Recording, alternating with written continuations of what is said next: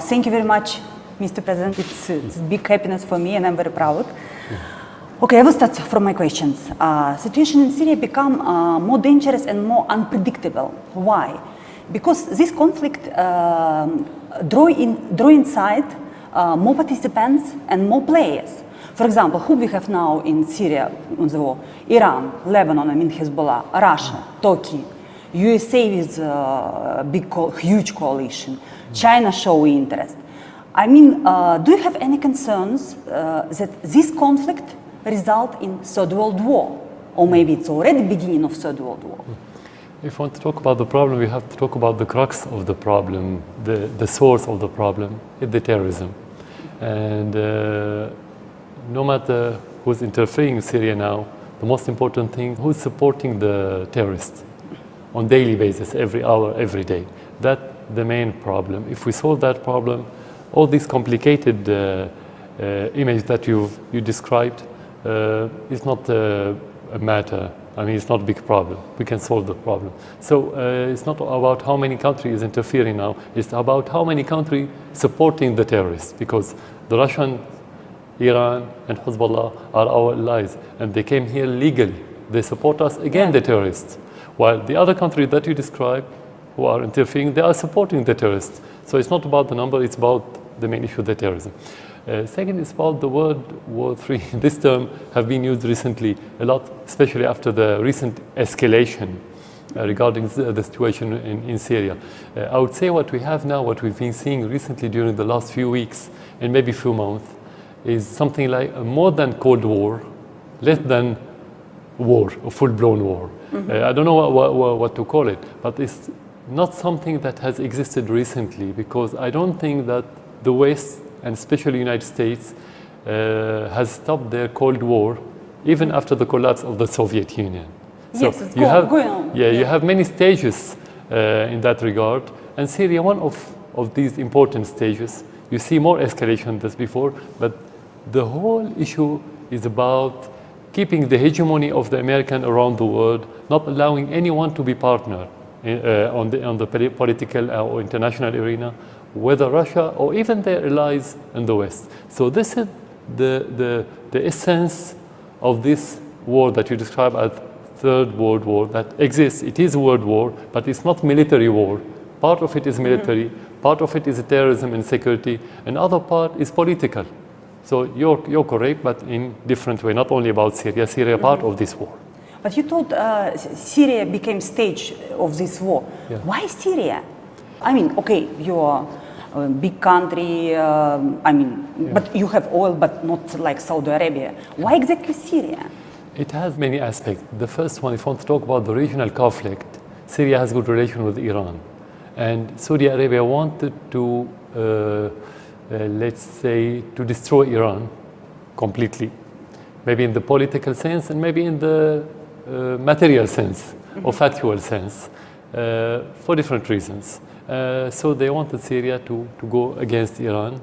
That's why destroying Syria could affect Iran negatively. That's how we look at it. The West, for them, Syria and Russia are allies for decades now. And again, if we undermine the position of Syria, we can influence the Russians negatively. But there's something else. It's about the historical role of Syria. Syria has played that role in the region for centuries. It was always the hub of the geopolitical dynamic in the Middle East. So controlling Syria, since the pharaohs, it's before the Christ, since the pharaohs, they used to fight for Syria, the pharaohs and the Hittites. This is historical basis.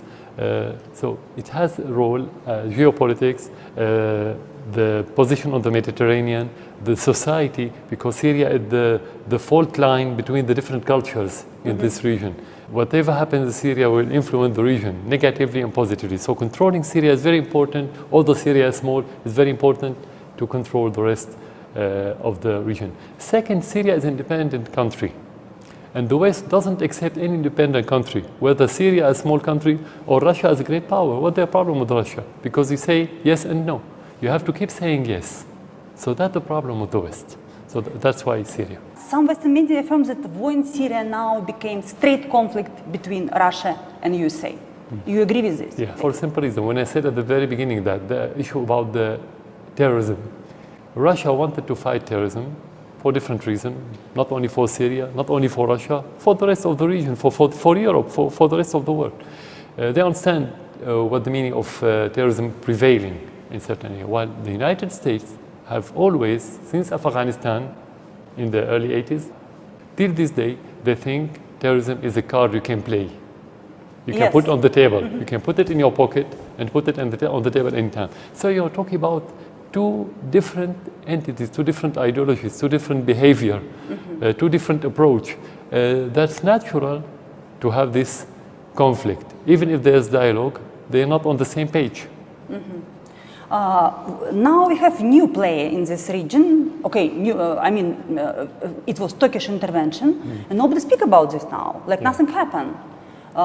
What's your opinion about role of Turkey in this war and about this intervention? If we start from today, it's invasion.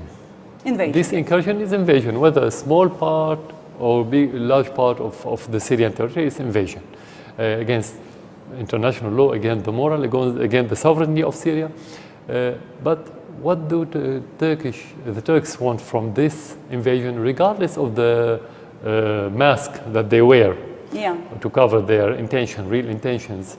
They wanted to whitewash their real intention that they used to support ISIS and You think they don't support now? No, they still support, but they say we are fighting ISIS.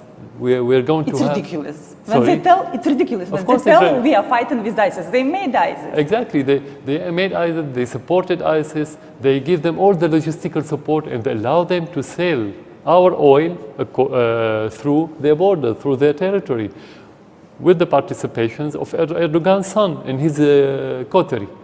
All of them were involved in the relation with the ISIS. All the world knows this. But with this invasion, they wanted to change the package of ISIS to talk about the new moderate forces, which are the same grassroots of ISIS. They move it from ISIS. They say ISIS were defeated in some areas because the Turkish bombardment and the troops and their proxies in Syria expelled ISIS from certain areas. It's just a play for the rest of the world. The second one, because he wanted to support al-Nusra in Syria. Support al-Nusra. And he wanted to, Erdogan in particular, wanted to have a role in the solution in Syria. It doesn't matter what kind of role. He felt that he's isolated for the last year because of ISIS. But he still feels like Syria is Ottoman Empire. For him, it's exactly. It's just his territory. His ideology is a mixture between the Brotherhood ideology, which is violent and extremist, and the Ottoman Empire or the Ottoman Sultanate. Yes. So I think with these two ideologies, he can make a mixture to control this region. That's why he supported the Muslim Brotherhood in every country, including Syria. You're right. After Russian plane was shot down by the Turks, Russia stopped relationships with Turkey. Now, after his excuses, it's look like again friendship, tourism, diplomatic relationships, everything. Putin called this knife in the back when this plane was beaten by the Turks. Do you think maybe we Russians make mistake to trust Erdogan again after his betrayal? No, actually, I look positively to this relation. You look positively? Yeah, positively. Why? Why? We are talking about two parties. We take into consideration that these two parties, they don't see eye to eye. They are in different positions. Russia based its policy on the international law, respecting the sovereignty of other states, and understanding the repercussions of the terrorism prevailing anywhere in the world. While the other party, Turkish party, based his policy on the ideology of Muslim Brotherhood. They don't respect the sovereignty of Syria, and they supported the terrorists. So you can see there's polarization. Each one is in exactly or completely the opposite side. So through this rapprochement, let's say, between Russia and Turkey, the only hope that we have as Syria that Russia can make some changes in the Turkish policy. This is our hope, and I'm sure that this is the first goal of the Russian diplomacy toward Turkey these days in order to decrease the damage of the messing up with the Syrian territory by the Turkish government. I hope they can convince them that they have to stop supporting terrorists, stop allowing the flow of terrorists and money for those terrorists through their borders. This terrorist, it's instrument of influence. He will never refuse from this instrument. It's his people, and if he will try to fight with them, they will start to fight with him. I mean, it's big risk for him to refuse from sponsorship of terrorism. It's big risk for his power. Yeah, that's why I didn't say the Russian will change his policy. I said they will decrease the damage because somebody who belonged to the Muslim Brotherhood, violent and extremist and fanatic ideology cannot be a straight person, to be frank and to be realistic. So what you're talking about is very realistic. I agree with you for 100%, but at the end you have to try. You try. If you change 1%, that's good. If you change 10%, then that's good. You don't have to have the full change, and we don't have this hope. We don't raise our expectations a lot, especially with somebody like Erdogan and his clique.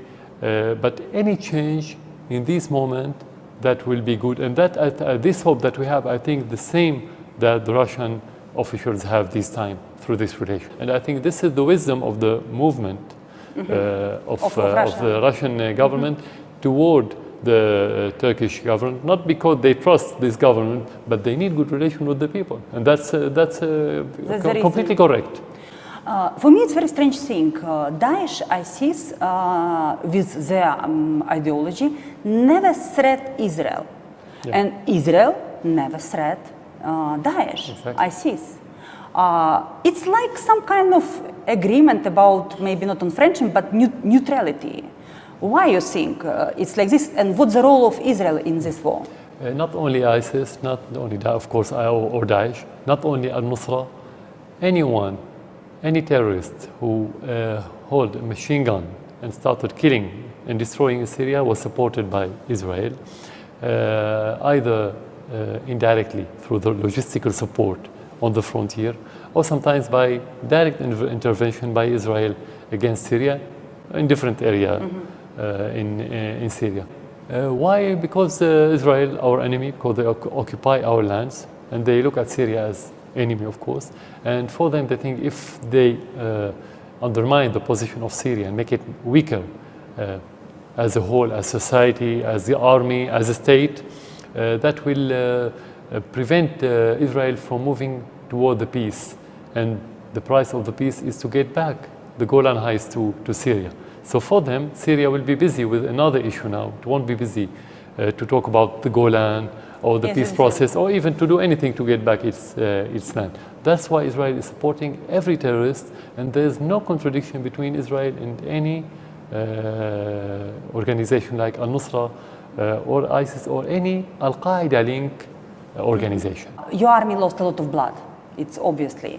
But from other side, when I sit in Damascus and see in cafe a lot of young people who drink coffee from morning and ask, who are these young men? Why are they not on the front? I thought, it's students. After this, I see fitness centers full of young people with very good muscles. What they're doing here? Send them all on front. I mean, I don't understand why you didn't make this general mobilization of army. Like we made this in patriotic war. When we had big war, we sent all men on to front. Yeah. What we have now is a partial, let's say, mobilization. Why partial? Or what meaning of partial? It's not the highest level. The highest level of mobilizations means for everyone to go to fight to different military fronts. It means you won't have anyone at the universities, you won't have teachers at schools, you won't have employees to do anything. Even the trucks, the cars will be managed by the government, and anything else that would be part of this war. That would be okay if this war will last for a few weeks or a few months maybe. But for a war that's been there for now nearly 6 years, it means that the paralysis of the society and the paralysis of the state, and you won't win the war if you have paralyzed society. So you need to have balance between the war and between the basic needs of the society, the university, and the services that you should offer to the people. That's why it's crucial to make that balance. So that's our point of view. But even your TV programs, I don't understand Arabic, but when I watch this, it's like it's peace in country. A little bit from beginning about war, and after this about sport, about children, about schools. I watch this and think, oh my God, in country, I hear how mines explosions in city, like nothing happened. Exactly. Maybe it's too much. Maybe people, if you want to push patriotism in people, you must explain them every day. Guys, we're in big war, and that's exactly what every country doing. But I don't like this picture of peaceful life. It don't exist here. Our, let's say, media are not disconnected from what's going on, but you need, again, to have the balance between how much you need to have close to natural life, not completely normal life. So you need this balance. Of course, you have many different point of views regarding the media, because media is about the perception. And what you're saying, what you're talking about now, we hear it in Syria. How they do this, and if they go too much toward the war, they say, okay, not everything is war. We need to live normal life, or we have to keep life going on. Let's say not normal life, but to keep the life going on. So this balance is not easy. You have different point of view, but at the end, the main challenge, not only the war, the main challenge, how can you live on daily basis? If you don't try to live this life, the terrorists will defeat you, because that's their aim. We was living like this. When it was Great Patriotic War, all cities was empty. It was just women, okay, doctors of course, some kind of teachers, but everybody was in the front. I will give you example from my family. 4 brothers was going to front of my father, and my father left school in 13 years. He was going to factory to make bombs. And it was not normal. We would never win this war if we will not put all our men on front. But when you talk about war not only military, war everything. The most important part of our war, not only terrorists, which is in parallel or as important as the terrorist issue, is the economy. We are under embargo. So we have to do our best to keep this wheel moving forward. I understood. That's why you need to put all your effort on this life, because without this natural life, you cannot have economy. If everyone wants to stay at home and just live the life of the war, you don't produce. Why you ask help of Russia almost in the most critical moment? Actually, almost when everything was crashed and even your life was in danger. First of all, there's traditional relation between Syria and Russia. And during the worst times of this relation, after the collapse of the Soviet Union, the relation was good. It wasn't bad. It wasn't warm. That's why you could ask help much more earlier. No, we asked the help from the very beginning, but the escalation wasn't as last year, because before that, the Syrian army was moving forward. And our enemies, let's put it in that term, our enemies, when they saw that we are moving forward on the ground, they started escalating by bringing more terrorists coming from abroad, more foreigners coming from more than 100 countries. At the end, Syria is a small country, and even the population is not very big. So we needed the help of our friends. Iran intervened, and Hezbollah and Russia as great power was very crucial in changing the balance of power on the ground. That's why it was natural to ask for the Russian help. They helped us before, maybe not directly through the air forces, but they used to send us everything, every logistical support we wanted for that war. But they live with us. We have the military experts living in Syria for decades.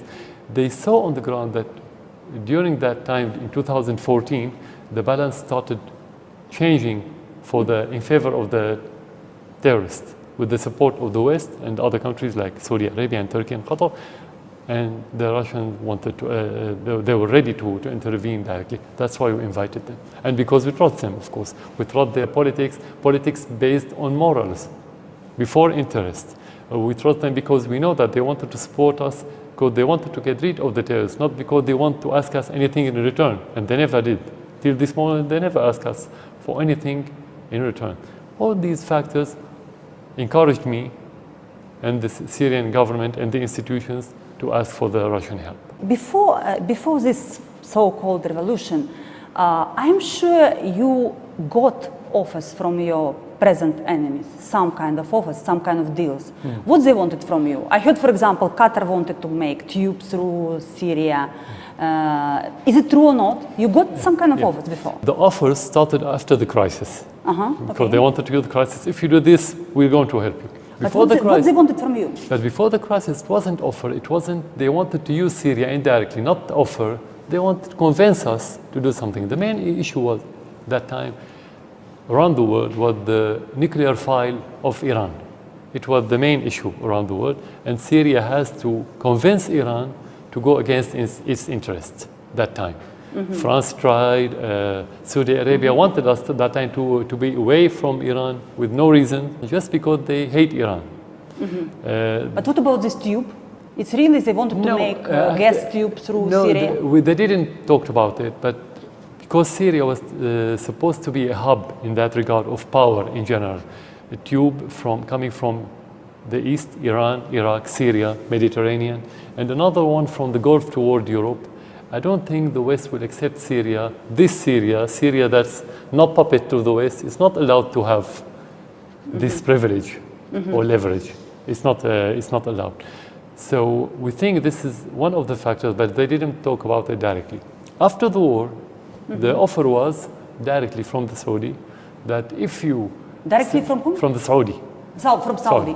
If you move away from Iran and you announce that you disconnect all kind of relations with Iran, we're going to help you. It's very simple and very straight to the point. You thought in one of your interviews that this was difficult because it's simple to kill terrorists, but to kill ideology much more difficult. Exactly. And when I was speaking on the front with your officers, they told, look, how to fight with man who is not afraid to die. For him, it's just pleasure to die because 72 virgins wait for him in paradise, yes. Exactly. And our people, of course, normal people, they're afraid to die. And already it's moral spirit not the same. Much more higher, terrorists have much more higher moral spirit. Yeah. How to kill this ideology? You're correct. If you talk about those fighters, ideological fighters or terrorists, let's say, who are fighting our army, the only way is to fight them and kill them. You don't have any other way. They're not ready for any dialogue, and you don't have time to make dialogue. You want to protect your citizens, so you have to kill them. But that's not enough. It's like regenerating, like the video games. You keep regenerating anything you want. You kill one, you're going to have another 10. So there's no end to that issue. The most important thing is in the midterm, in the long term, is to fight this ideology through similar but moderate ideology. I mean, you cannot fight extremism in Islam with any other ideology but the moderate Islam. So this is the only, but it takes time. It takes young generation to work on this young generation, to work on the means and to suffocate the money that's being paid by the Saudi government and Saudi NGOs and Saudi institutions to promote the Wahhabi ideology around the world. You cannot say, I'm going to fight this ideology, at the same time allowing their sheikhs or imams promoting and their madrasas promoting this dark ideology. It's impossible. And that's what's happening in Europe. You're talking about generation that lived there for generation now, the third or fourth generation living in Europe, but they send us terrorists from Europe now. They never lived in our region. They don't speak Arabic. Maybe they don't read Quran, but they are extremists because they allow the Wahhabi ideology to infiltrate Europe. So we need to deal with many things. You have to deal with the media, how to deal with their strong media that's been financed by the petrodollar in Saudi Arabia and other Gulf states to promote this extremism. How to deal with it. You need many aspects and many parallel paths at the same time. This is one way you can defeat it. But dealing with the terrorists, this is the last path. And this is the compulsory path. You cannot avoid it, but it's not a solution.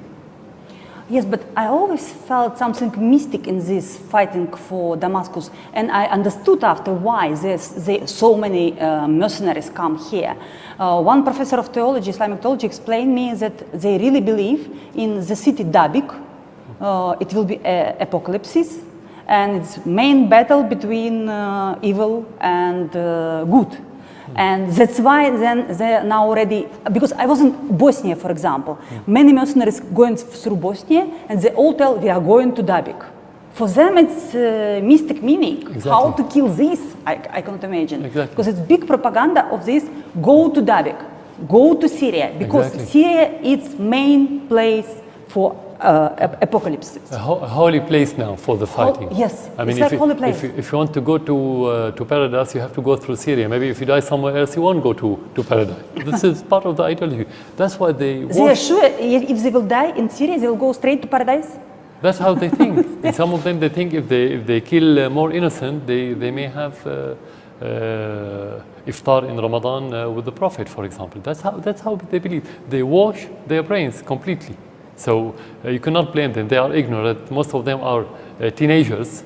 Yes. They've Sometimes been children, used. complete Exactly. children. So, but it's about the machine that's been working for decades now to whitewash these brains and to spread this extremism around the Muslim world and the Muslim communities outside this Muslim world. Do you satisfy with results of Russian intervention for this last year? We really made something serious here. In brief, before that intervention, although there was this American alliance, so-called alliance, which is for me elusive alliance, they did nothing. ISIS was expanding. ISIS and Al-Nusra were expanding. They used to have more recruitments. They used to have more oil to export through Turkey and so on. After the Russian interventions, the same land under the control of the terrorists was shrinking. This is in brief.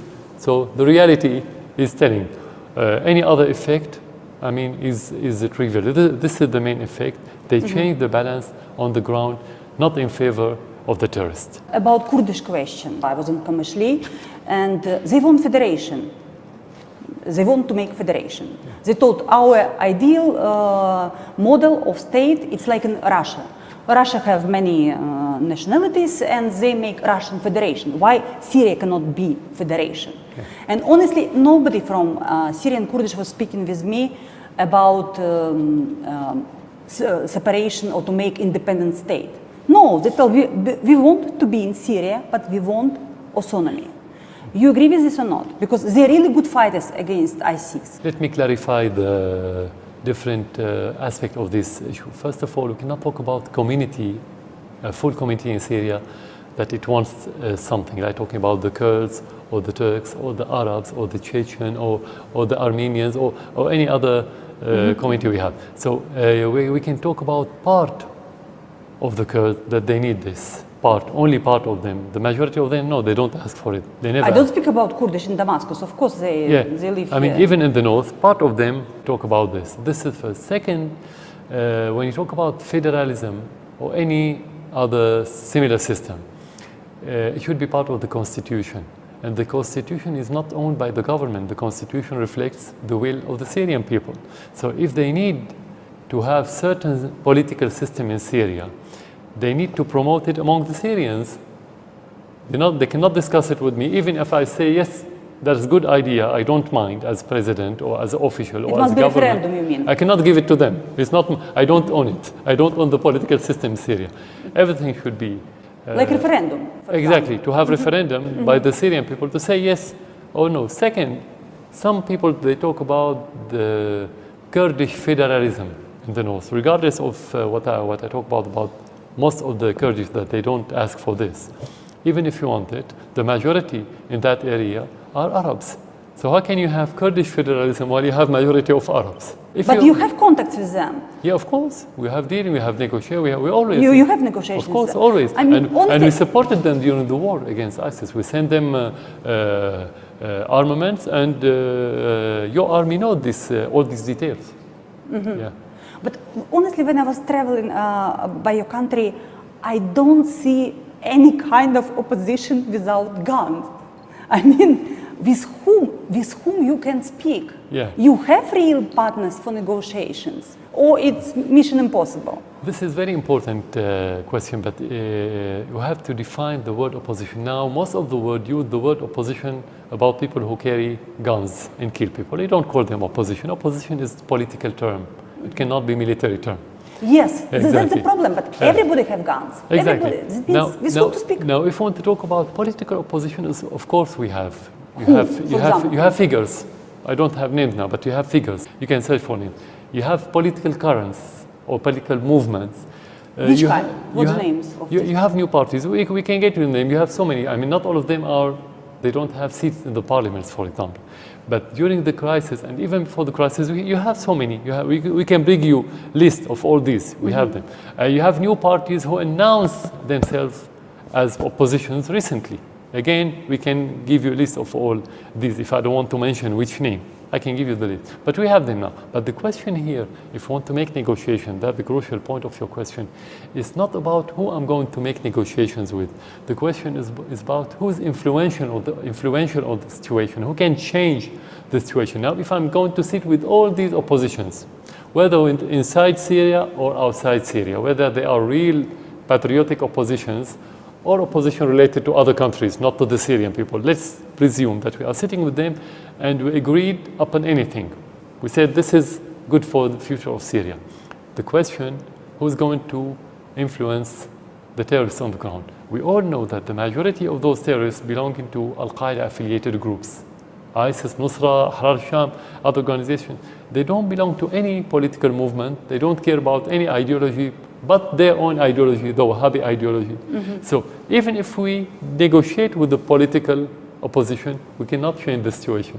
So that's the most important part of the problem. So you are correct. Who I'm going to deal with? Yes, with whom? The most important, who's going to change the situation with me? As a government, I have my means. We can change. We are fighting terrorists. What those opposition can do, that's the question. I cannot answer it. They have to answer it. They have to say, we can do this and we can do that. All Western media take information about situation in Syria from this strange organization, Syrian Observatory of Human Rights. Yeah. But I understood it's just one-man band? One man living in London. I don't understand this. I was shocked when I knew. I mean, how they can use this like source of information? Yeah, because that's what the West wants. They don't need anything real. They need somebody to promote any information that suits their agenda. And they promote it as a real one, as a fact. And as you know now, most of the people in the West are brainwashed regarding what's going on in Syria and maybe in Ukraine. I mean, the same. In Russia, they try to, and they succeeded and brainwashed their public opinion, and this is one of the tools. So it's not the only one. They have many tools, similar tools, like the white helmets recently. Who are they? Actually, they work with Al-Nusra in the area that's controlled by Al-Nusra. How can you work in the same area if you're not under the control of Al-Nusra? More importantly, many of their members, there's videos and pictures of them celebrating the death of Syrian army soldiers. They're celebrating on their bodies. Not long time ago. You mean when America was bombing now Syrian army? You mean this case? No. In different areas. In Aleppo. In different areas. In Aleppo, you had fights, and they picture themselves over the bodies of Syrian soldiers. The white helmets with Al-Nusra. So this is changing of the package of Al-Nusra under the title of white helmet, that the good people who are sacrificing their lives to help the others and children, and this emotional picture that would affect the public opinion in the West. And we even don't know from where these pictures. Sorry? Nobody knows from where these pictures. They don't verify anything. It's not important. Now in the internet you can find anything. You cannot verify anything on the internet. You just watch, you feel emotional because the picture in Syria should be black and white. The good people versus the bad army or the bad president or bad government or the bad official, let's say. This is the only picture they wanted to have in order to convince their public opinion that we can continue pressuring the Syrian, that they are supporting the good Syrian people against their bad government, and so on. You know this propaganda. But what will give you liberation of Aleppo in strategic point? Aleppo, we call it the twin of Damascus. for many reasons. It's the second big city in Syria. Damascus is the capital, political capital, while actually Aleppo is the industrial capital in Syria. But no industry now anymore there. Everything crashed. No, exactly. No, most of the factories in Most Aleppo, factories they don't crashed. work. They were taken to Turkey. But if you will take Aleppo, what it will change in war? Because it's the second Second city, but the second what city. you can cut Al-Nusra from. No, first of all, it has political gain on the strategic level, political gain, national gain. Then, from the strategic point of view, military point of view, you don't cut. It's going to be the springboard as big city to move to another areas, to liberate another areas from the terrorists. But, this is the importance of Aleppo now. Okay, it's liberation. But what's your next step? How to cut this connection between Turkey and Idlib? Because this is the main source, mainstream of money, soldiers, everything. You cannot cut because Idlib is adjacent to Turkey. It's right on the Syrian-Turkish border. So you cannot cut. You have to clean. You have to keep cleaning this area and to push the terrorists to Turkey to go back to where they come from or to kill them. There's no other options. So, but Aleppo is going to be very important springboard to do this move. How many foreign mercenaries passed through your country for last 5 years, approximately? No one can count because we don't have regular borders now. They don't cross the borders regularly, of course. But the estimation through one of the German research centers that was published a few weeks ago, they talk about hundreds of thousands of terrorists. Hundreds of thousands? Hundreds of thousands. They talk about more than 300,000. Which is, I don't more know than if, 300,000. Yeah, I don't know if it's correct or not, or precise or not, but if we talk about hundreds of thousands, even if we talk about 100, it's full army. It's full army. Exactly. It's whole That's army. why you keep killing, but you still have recruitment coming from abroad. So you talk about hundreds of thousands coming from different areas in the world. And this is very realistic. You have hundreds of thousands of terrorists around the world having the same ideology, the Wahhabi ideology. That's very realistic. This is not exaggeration. Just for me, I was speaking with your opposition in 2012 in Istanbul with young people who told you want human rights, want human rights. It was secular, normal people without beard who was, by the way, drinking beer in Ramadan. But just for a few years, they became fanatics. Yeah. This is strange for me. And they was completely secular. And who is commanders in Daesh, in ISIS? It's ex-colonels, ex-majors from army of Saddam Hussein. They're secular people too. Exactly. How it became army of fanatics? Yeah. I don't understand. Part of it related to what's happened in Iraq after the invasion in 2003, where the American army, or the Americans in general, control everything in Iraq, including the prisons. And the leader of ISIS and most of his entourage were in the same prison. So ISIS was created in Iraq under the American supervision. It was maybe not ISIS period, Al-Qaeda. No, it was called IS. It wasn't ISIS. It was Islamic State. Islamic State, okay. Of Iraq, because it was in Syria at that time. That's why it was called IS. That was in 2006. 2006? Six, of course. And already it was Islamic State, 2006. Before the withdrawal of the Americans. That's why they played either direct role or indirect role in creating ISIS. Now, when it comes to Syria, when we talk about the very beginning of the problem, before anybody was talking about Al-Nusra or ISIS, they called it free army as a secular power fighting the government and the army. Actually, from the very beginning, if you go back to the internet and you have videos, you have pictures, you have everything, the beheading started from the very first few weeks. So from the very, very beginning, it was extremist movement, but they called it free army. But when it becomes bigger and bigger, and the beheading couldn't be hidden anymore, they had to confess that there's Al-Nusra. But actually, the same one. Al-Nusra is the same one as Free Syrian Army, the same as ISIS. You have the same grassroots moving from area to area for different reasons. One of them is the ideology. The other one is out of fear, because if they don't move from place to place, they may kill you. Third one, for the money. ISIS used to give highest salaries for a certain time, 1 year ago, 2 years ago, and before. So many of Al-Nusra and Free Syrian Army joins ISIS for the money. So you have many different factors. But the basics, fanatism? but the same basic, the same foundation of extremism is the common thing between all these different names and organizations. Can I ask you a personal Yeah, of question? In 2013, when your life was in so big danger, when America already almost decided to bomb Yeah. Syria, why didn't send your family in safe place? How can you convince the Syrian to stay in their country while you ask your family to leave your country? You cannot. You have to be the first in any term used regarding the patriotic, let's say, headline. You have to be the first as president. You, your family, anyone around you in the government, your staff. You cannot convince the people in your country that you can defend your country while you don't trust your army to defend your family. So that's I linked to it. understood. That's why it was natural. I never thought about this actually.